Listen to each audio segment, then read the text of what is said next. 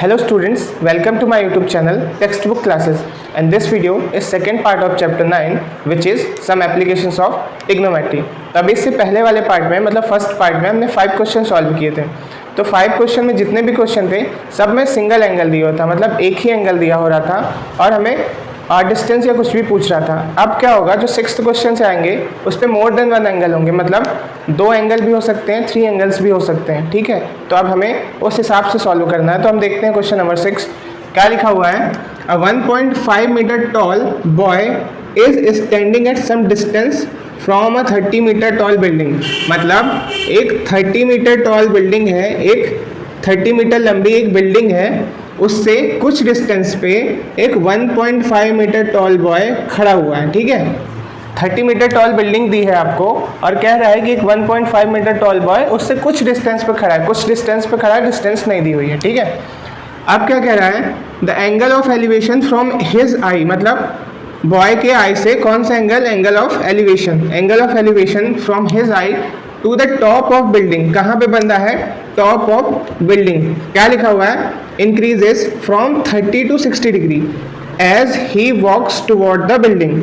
अगर वो बिल्डिंग की तरफ बढ़ता है तो उसका एंगल 30 से चेंज होकर कितना हो जाता है, 30 से बढ़ के कितना हो जाता है, 60 डिग्री। ठीक है, find the distance he walk toward the building. हमें फाइंड क्या करना है, कितनी डिस्टेंस उसने बिल्डिंग की तरफ चढ़ी। तो पहले देखो हम डायग्राम बनाते हैं।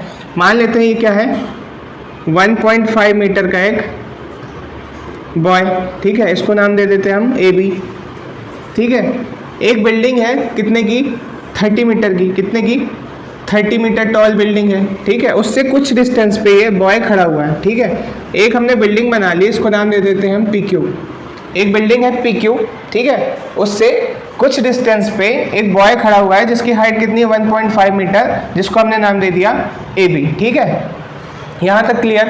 अब देखो, अगर हम यहाँ से एंगल ऑफ एलिवेशन बनाएंगे, एंगल ऑफ एलिवेशन बनाएंगे तो हमें क्या चाहिए होगा, एक प्लेन सरफेस है ना, प्लेन लाइन चाहिए होगी। तो एक हम इमेजिनरी लाइन बना लेते हैं। ठीक है, ये प्लेन लाइन हो गई। ठीक है, अब अगर हम बात करें तो ये डिस्टेंस 1.5 मीटर है, ये डिस्टेंस 1.5 मीटर है, तो ये भी 1.5 मीटर होगी।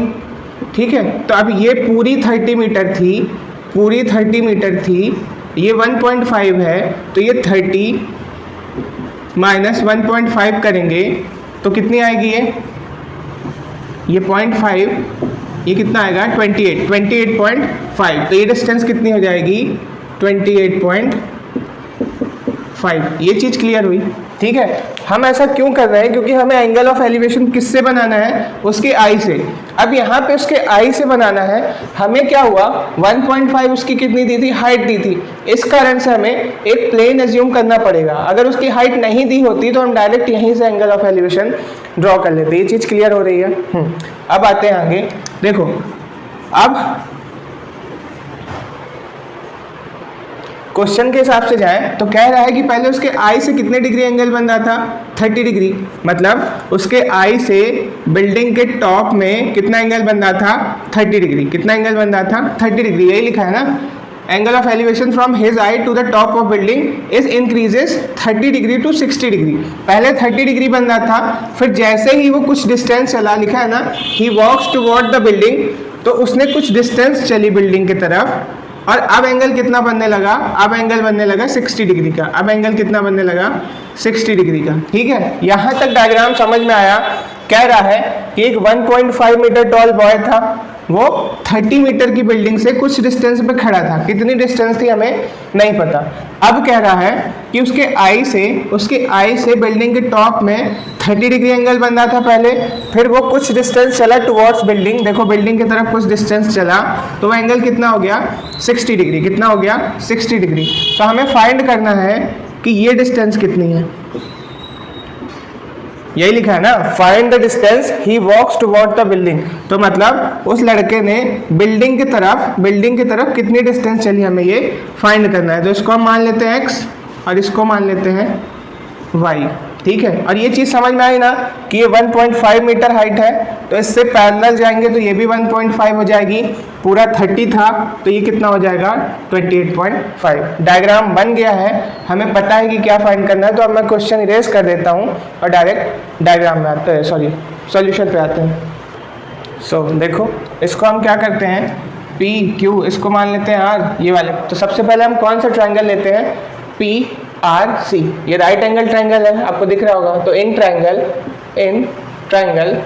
पी आर सी हमने कौन सा ट्रायंगल लिया, पी आर सी। देखो अब हमें ये डिस्टेंस दी है, ये डिस्टेंस दी है ना, क्या दिया हुआ है, ये परपेंडिकुलर, और ये क्या दिया हुआ है, बेस। तो हम परपेंडिकुलर दिया है, एंगल दिया, तो हम बेस निकाल सकते हैं, अभी तक यही करते आ रहे हैं। तो कौन सा फॉर्मूला लगेगा परपेंडिकुलर और बेस को मिला के, तो ये लगेगा 10 का। तो क्या हो जाएगा 10 60, क्योंकि एंगल कितना दिया है 60 डिग्री। 10 60 इक्वल टू परपेंडिकुलर कितना है, पी आर अपॉन बेस कितना है, आर सी। ठीक है, यहाँ तक कोई दिक्कत नहीं। तो 1060 की वैल्यू कितनी होती है, √3 इक्वल टू पी आर की वैल्यू कितनी दी है 28.5 अपॉन हमें सी आर की वैल्यू या आर सी की वैल्यू कितनी दी हुई है, y। ठीक है, इससे हम y फाइंड कर सकते हैं, हाँ कर सकते हैं। y जाएगा ऊपर और ये √3 कहाँ आ जाएगा 28.5 के डिवाइड में। ठीक है, अब ये बताओ हम 28 को क्या 9.5 × 3 लिख सकते हैं। आप कहोगे सर कैसे, तो देखो कितना हो जाएगा, इसका मल्टीप्लाई करेंगे तो 28.5 कितना होगा 28.5। तो आपको पता है हमने 9.5 × 3 क्यों लिख दिया, क्योंकि अभी तक हम यही करते आ रहे थे। क्या होगा इससे, ये हो जाएगा √3 और y इक्वल टू 9.5 × 3 को हम क्या लिख सकते हैं, √3 × √3 डिवाइडेड बाय √3, ये कट जाएगा। तो हमारे पास y की वैल्यू कितनी आ जाएगी, हमारे पास y की वैल्यू आ जाएगी 9.5 √3 मीटर। ये क्या मिल गई हमें, y की वैल्यू। क्या हुआ, हमने सबसे पहले लिया पी आर सी ट्रायंगल, इसमें 1060 का फॉर्मूला लगाया। 1060 होता है परपेंडिकुलर अपॉन बेस, उसकी वैल्यू रखा हमने, क्रॉस मल्टीप्लाई सॉल्व किया, तो y की वैल्यू हमें क्या मिल गई 9.5 √3 मीटर। ठीक है, यहाँ तक नोट करिए। फिर हम ट्रायंगल कौन सा लेंगे, पी आर ए। ठीक है, सो अब हम देखते हैं कौन सा triangle, in triangle P R A, ये पूरा पी आर ए। ठीक है, अब इस पे भी हम क्या लगाएंगे, देखो पी आर ए की बात करें तो अब एंगल कितना हो रहा है 60, ये छोड़ दो, ये लाइन नहीं है, केवल कितना है पी आर ए। तो कौन सा एंगल होगा, एंगल होगा 30 डिग्री, ये वाला। तो हम यहाँ फिर से वही परपेंडिकुलर और बेस में रिलेशन निकालना है। तो क्या होगा, 10 का फॉर्मूला लगेगा 10 30 क्या होगा, परपेंडिकुलर मतलब पी आर अपॉन बेस मतलब पी ए, पूरा ये पूरी लाइन आर और ए, आर ए। ठीक है, अब देखो 1030 की वैल्यू क्या होती है 1/√3 इक्वल टू पी आर की वैल्यू हमें कितने दी है 28.5 अपॉन आर ए किससे किससे मिलके बनता है आप देख पा रहे होगे। आर ए अगर हम x और y को ऐड कर दें तो ही तो आर ए बनेगा, x + y तभी तो आर ए बनेगा। तो हम लिख सकते हैं x + y। ये चीज़ क्लियर है ना, x + y कहाँ से आया। ये देखो आर ए कौन सी डिस्टेंस है, x + y। तो अब देखो क्रॉस मल्टीप्लिकेशन होगा तो ये क्या हो जाएगा, ये जाएगा ऊपर 1 से, तो x + y ही होगा। ये √3 का मल्टीप्लाई होगा तो क्या हो जाएगा 28.5 √3। और हमने y की वैल्यू निकाली थी कितनी 9.5 √3। तो हम यहाँ पे y की वैल्यू रख देंगे 9.5 √3 इक्वल टू कितना 28.5 √3। अब यहाँ प्लस में है, वहाँ किस में जाएगा माइनस में। तो x इक्वल टू क्या हो जाएगा 28.5 √3 माइनस 9.5 √3। तो 28.5 में से 9.5 √3 घटाएंगे तो कितना आएगा 19 √3 मीटर।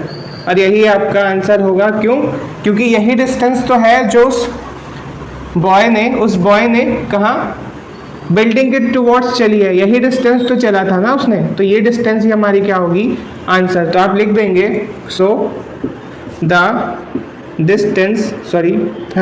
डिस्टेंस ट्रेवल्ड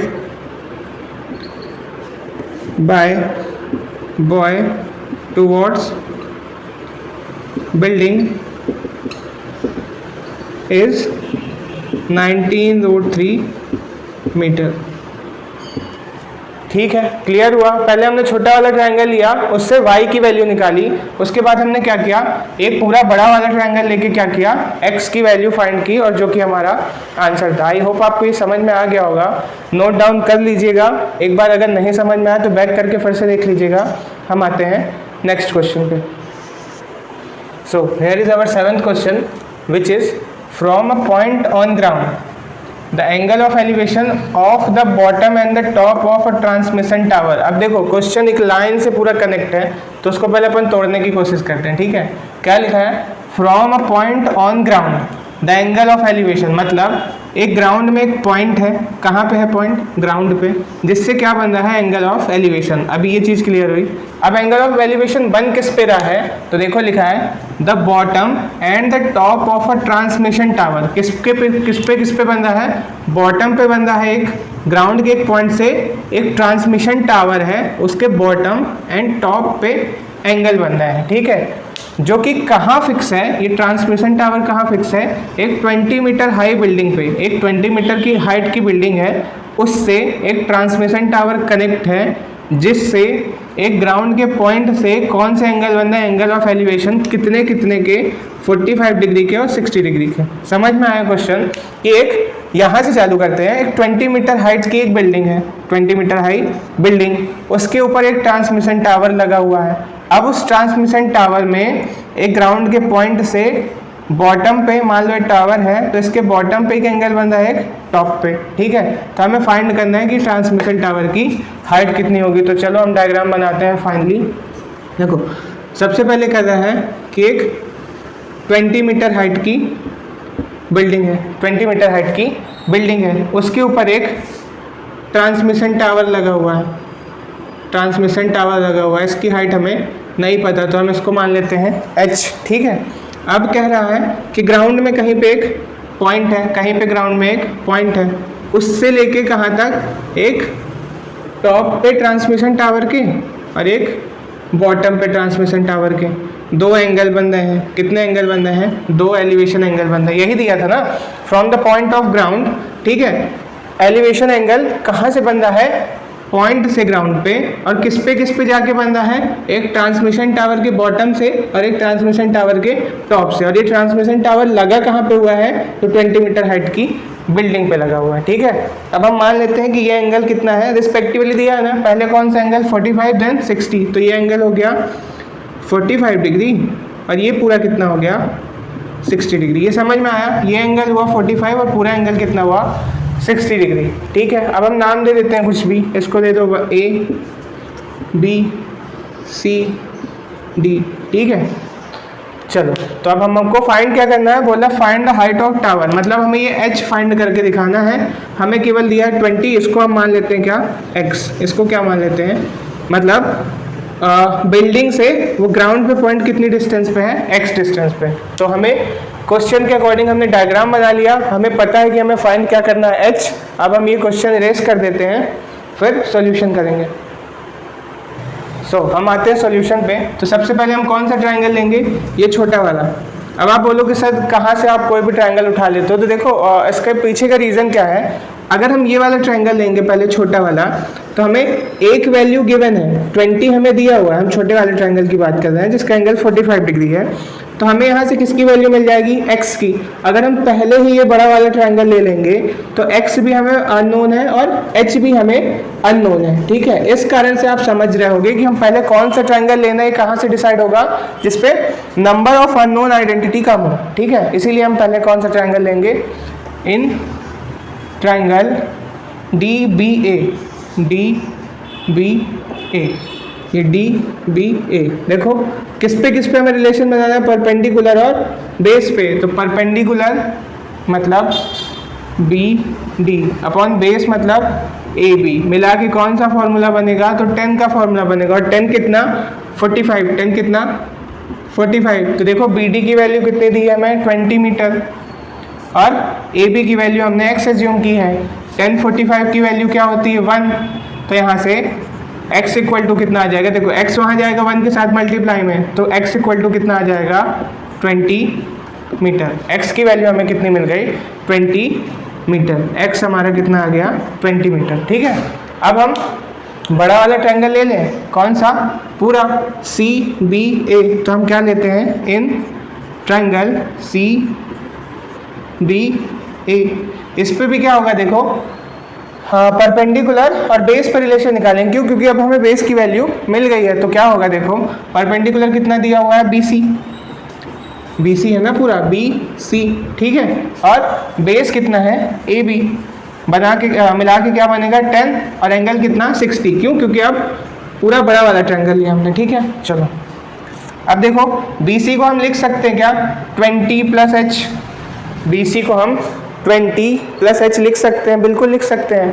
और AB की वैल्यू कितनी है, x = 1060 की वैल्यू होती है √3, 1060 की वैल्यू √3। अब देखो हम यहाँ आ जाते हैं ऊपर, तो देखो 20 + h, 20 + h एक अपॉन x की वैल्यू हमने कितनी निकाली अभी, 20, x की वैल्यू कितनी निकाली 20, = में √3, ठीक है। यहाँ तक कोई दिक्कत नहीं, ठीक है। अब हम आते हैं, देखो ये 20 नीचे डिवाइड में है, वहाँ किस पे जाएगा, मल्टीप्लाई में। तो क्या हो जाएगा 20 + h = 20 √3, 20 √3, 20 और √3 का मल्टीप्लाई होगा तो क्या हो जाएगा 20 √3। अब यहाँ ये 20 प्लस पे है, वहाँ किस में जाएगा, माइनस में। तो h = क्या हो जाएगा 20 √3 माइनस का 20, 20 √3 माइनस का 20। अब हम 20 दोनों में है तो कॉमन ले लेंगे, तो अंदर क्या बचेगा, केवल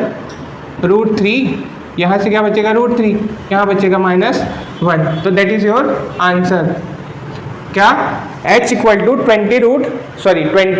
√3 - 1, और यही हमें फाइंड करना था। तो आप लिख दोगे final answer, so the height of transmission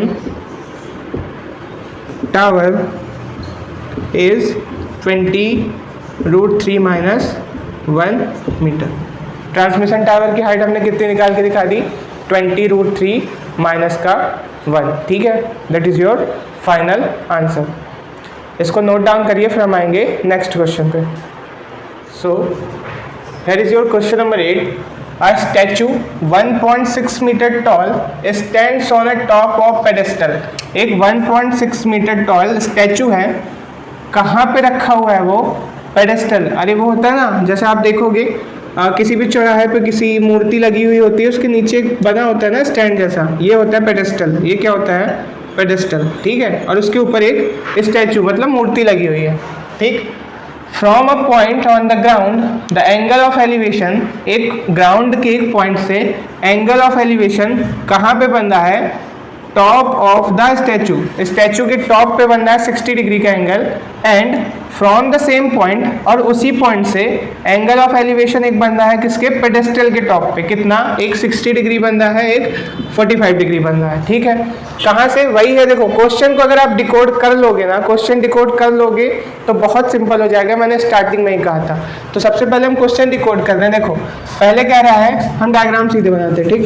पहले क्या रहा है कि एक पेडेस्टल है, ठीक है, उसके ऊपर क्या बना हुआ है, एक स्टैचू बना हुआ है, एक स्टैचू बना हुआ है। स्टैचू की हाइट कितनी दी हमें, 1.6 मीटर, कितनी दी है, 1.6 मीटर, ठीक है। ये पेडेस्टल, ये स्टैचू। अब कह रहा है कि from a point on the ground, ground में एक पॉइंट हम कहीं पे मान लेते हैं, ठीक है, यहाँ से लेके the angle of elevation to the, sorry angle of elevation the top of the statue, statue के टॉप में, मतलब स्टैचू ये है तो इसके टॉप में यहाँ से कितने डिग्री का एंगल बन रहा है, कितने डिग्री का बनेगा, 60 डिग्री का, ठीक है, 60 डिग्री, ये हमें दिया हुआ है, ठीक। And from the same point, और उसी पॉइंट से, मतलब इसी पॉइंट से the angle of elevation to the top of pedestal. अब ये पेडेस्टल ये है, पेडेस्टल का टॉप ये है, तो इसी पॉइंट से पेडेस्टल के टॉप पे कितने डिग्री का एंगल बन रहा है,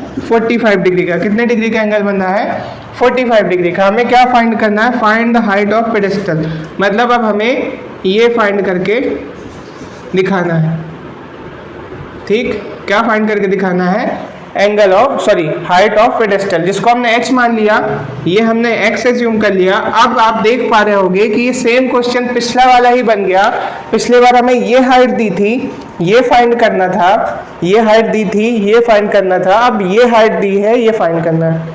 आप समझ पा रहे होगे जो हमने क्वेश्चन नंबर 7 किया है, एज इट इज़ वही एंगल दिया हुआ है, ये 45 ये 60, और बस चेंज क्या कर दिया, पिछले बार हमें ये हाइट दी थी, ये फाइंड करना था, इस बार ये हाइट दी है, ये फाइंड करना था। हम एज्यूम कर लेते हैं ये बी सी, इसको मान लेते हैं डी, ठीक है।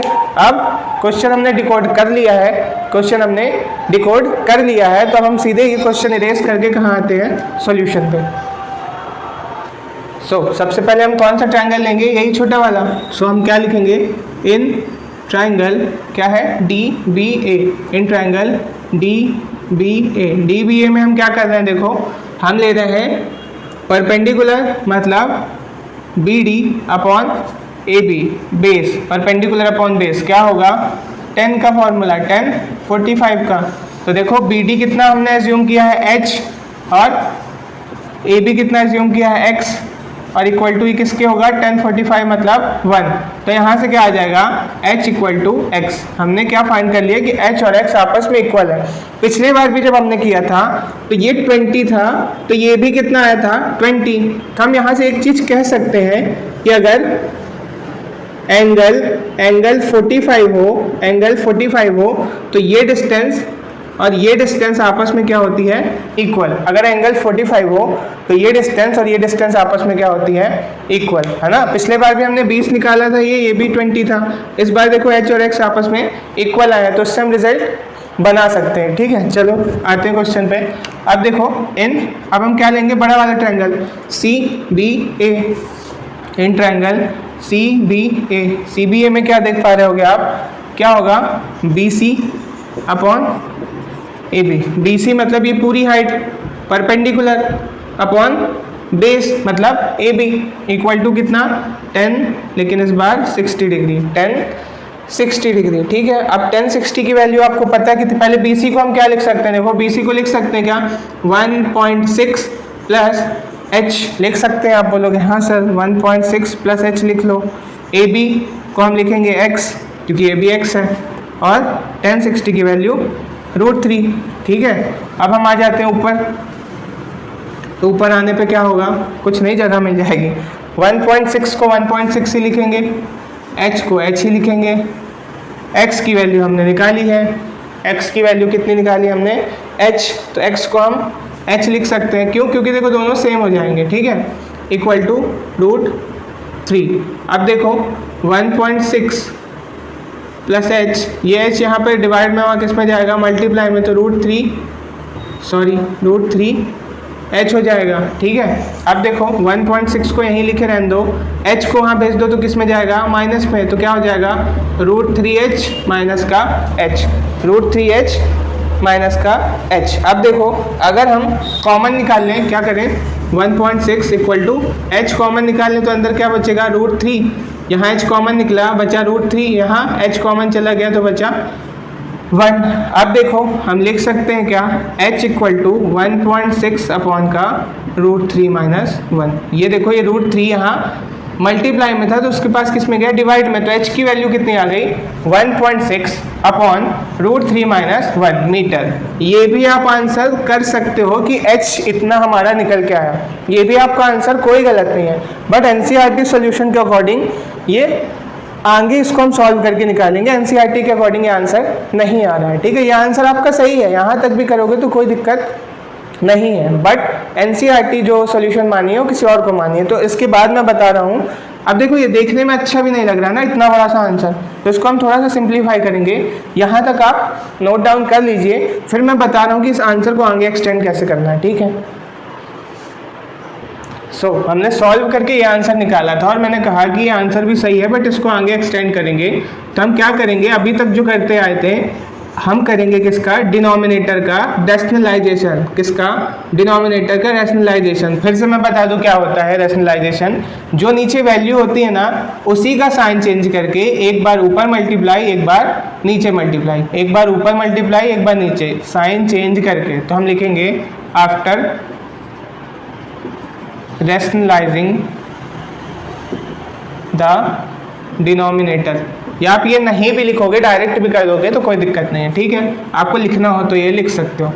क्या होता है रैशनलाइजेशन में, साइन चेंज होके एक बार ऊपर मल्टीप्लाई, साइन चेंज होके एक बार नीचे मल्टीप्लाई, ठीक है, डिनोमिनेटर का। अब देखो ऊपर तो हम सीधे मल्टीप्लाई करेंगे तो क्या आ जाएगा 1.6√3 + 1, ठीक है।